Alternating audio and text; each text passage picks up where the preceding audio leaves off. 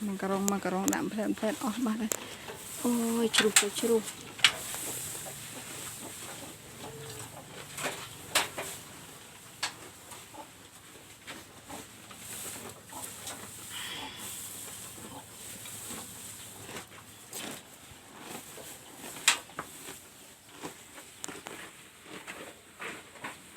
Còn bẹ nó về xìm nhẹ kèn tục mấy này tục bụi môi chân này cái bài buồn nhẹ mai con về